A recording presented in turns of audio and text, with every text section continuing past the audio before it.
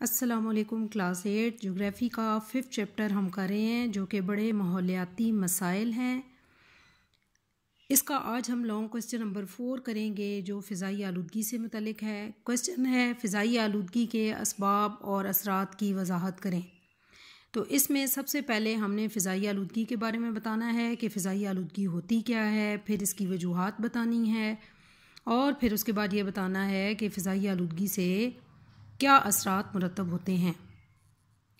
तो हमें जैसा कि पता है 7th क्लास में भी आप पढ़ के आए हो कि अर्थ को हर तरफ से एक गैसों के बने हुए गुलाफ ने लपेट रखा है जिसको कुरा हवा कहते हैं या एटमॉस्फेयर कहते हैं।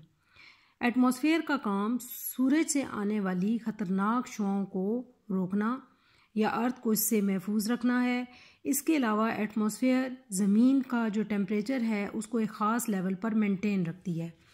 एटमॉस्फेयर की वजह से ज़मीन ज़िंदगी का वजूद जो है वो ज़मीन पर मुमकिन है।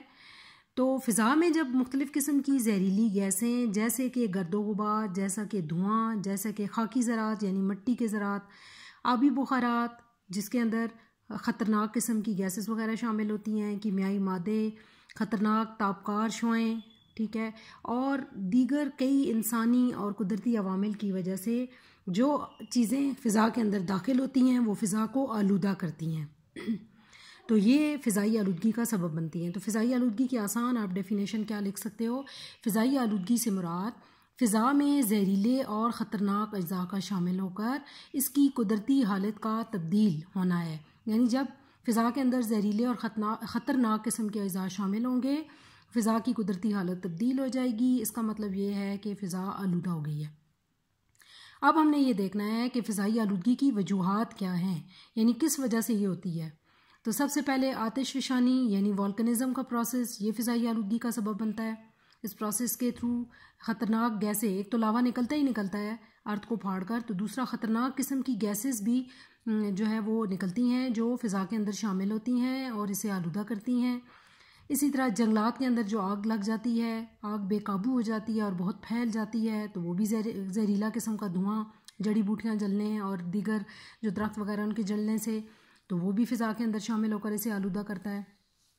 समंदरों में सुनामी या तूफ़ान वगैरह आता है, इसकी वजह से भी फ़िज़ा आलूदा होती है। इसके अलावा वैसे कुरार्स पर तूफ़ान का आना, सनतों का क़याम यानी फैक्ट्रीज़ का ज़्यादा जब बनी हुई होंगी तो फैक्ट्रीज़ भी जहरीली गैसेस या धुएँ खारिज करती हैं जो फ़िज़ा को आलूदा करती है। ज़राए नकलो हमल यानी जो मीन्स ऑफ ट्रांसपोर्टेशन हैं, गाड़ियाँ वगैरह, जब उनका इस्तेमाल ज़्यादा होगा, उनकी ट्यूनिंग नहीं होगी, तो जो जहरीली गैसें या धुआं वगैरह वो खारिज करेंगी वो फ़िज़ा के अंदर शामिल होगा। इसी तरह जंगलात जब ज़्यादा कटेंगे यानी दरख्तों का ज़्यादा कटाव होगा, फ़िज़ा आलूदा होगी क्योंकि दरख्त जो हैं वो फ़िज़ा को साफ़ करने में या माहौल को साफ़ करने में अपना अहम किरदार अदा करते हैं। कूड़ा करकट को बग़ैर हिफाजती तदाबीर के तल्फ़ करना यानी उसको ऐसे खुलेआम फेंकना और फिर उसको आग लगाना, उससे भी जहरीला धुआं हवा के अंदर शामिल या फ़िज़ा के अंदर शामिल होता है जो इसे आलूदा करता है। फिर ज़रूरी शोबे में कीड़े मार अद्वियात का जो इस्तेमाल है वो फ़िज़ा को आलूदा करता है। इसके अलावा कीमियाई खादों का ज़्यादा इस्तेमाल होता है, स्प्रे वगैरह इस्तेमाल होते हैं फसलों के ऊपर जो फ़िज़ा की आलूदगी का सबब बनते हैं। फिर जंगें और तेल बरदार जो जहाज़ हैं इनके हादसात वगैरह होते हैं तो वो भी बहुत ज़्यादा जो आग वगैरह भड़कती है तो उसकी वजह से भी फ़िज़ा आलूदा होती है। तो ये इसकी सारी वजूहात हैं फ़िज़ाई आलूदगी की। अब ये फ़िज़ाई आलूदगी हमारे माहौल पर क्या असरात मुरतब करती है या इंसानों या जानवरों की सेहत पर इसकी वजह से क्या असरात मुरतब होते हैं। दुनिया में फ़िज़ाई आलूदगी के बढ़ने से इंसान को मुख्तलिफ़ अनवा या मुख्तलिफ़ अक़साम के जो मसाइल हैं उनका सामना करना पड़ रहा है। तेज़ाबी बारिश, ओज़ोन की तह का कमज़ोर होना, बीमारियों का आम होना जिनमें मुख्तसर अरसे की बीमारियां, आँखों में जलन होना, नाक, कान और गले की बीमारियां, सर में दर्द होना, एलर्जी, दमा, सांस लेने में तकलीफ़ होना शामिल है।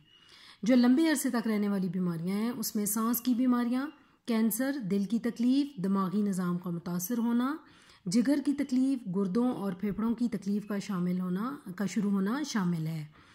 तो ज़रूरी पैदावार पर भी फ़िज़ाई आलूदगी के असरात जो हैं वो वाज़िया देखे जा सकते हैं। ज़रूरी पैदावार भी मुतासर होती है इसकी वजह से। तो ये सारे इसके फ़िज़ाई आलूदगी के असरात हैं। यानी एक तो ये है कि जब फ़िज़ाई आलूदगी होती है तेज़ाबी बारिश या एसिडिक रेन होती है जो कि कुरा अर्ज़ पर रहने वाले तमाम जानदारों के लिए ख़तरनाक होती है। फिर ओजोन जो प्रोटेक्टिव लेयर एटमॉस्फेयर की वो डैमेज होती है, जिससे अल्ट्रा वायलेट रेज ज़मीन तक जल्दी पहुँचेंगी और इंसान मुख्तलिफ़ बीमारियों का शिकार होंगे, जिसमें मुख्तलिफ़ किस्म की बीमारियाँ कौन सी होंगी? आँखें जलेंगी या आँखें दुखेंगी, आँखों का सुर्ख हो जाना, आँखों के अंदर मुख्तलिफ़ किस्म की बीमारियों का फैलना, नाक कान या गले की बीमारियां फैलना, सर में दर्द रहना, एलर्जी हो जाना, दमे की तकलीफ़ यानी सांस उखड़ना या सांस लेने में तकलीफ़ होना, ये सारी मुख्तसर अरसे की बीमारियां हैं जो कि फ़िज़ाई आलूदगी की वजह से हो सकती हैं। जबकि जो लंबे अरसे तक रहने वाली बीमारियां हैं उसमें सांस की बीमारी है, यानी इंसान सांस की तकलीफ़ में पूरी अपनी ज़िंदगी उसमें मुब्तला रहता है। कैंसर उसको हो सकता है, उसको दिल की तकलीफ़ हो सकती है, उसका दिमागी निज़ाम मुतासर हो सकता है, ब्रेन ट्यूमर वगैरह हो सकता है, जिगर की तकलीफ़ हो सकती है। इसी तरह गुर्दों और जो फेफड़ों की तकलीफ़ है वो भी इसमें शामिल है। तो फ़िज़ाई आलूदगी जहाँ इंसानों पर बुरे असरात डालती है, वहाँ पे पौधों और दीगर जो जानदार हैं उन पर भी बुरे असरात डालती है। फसलें बुरी उगती हैं या अच्छी पैदावार नहीं देती हैं। तो फ़िज़ाई आलूदगी जो है ये ज़रूरी पैदावार पर भी बहुत मनफी असरात मुरतब करती है। तो आज आप लोगों ने यूनिट नंबर 5 का लॉन्ग क्वेश्चन नंबर 4 फ़िज़ाई आलूदगी, इसकी डेफिनेशन, इसके असबाब और इसके असरात वगैरह देखे। आपने बहुत अच्छे तरीके से अब इसको याद कर लेना है।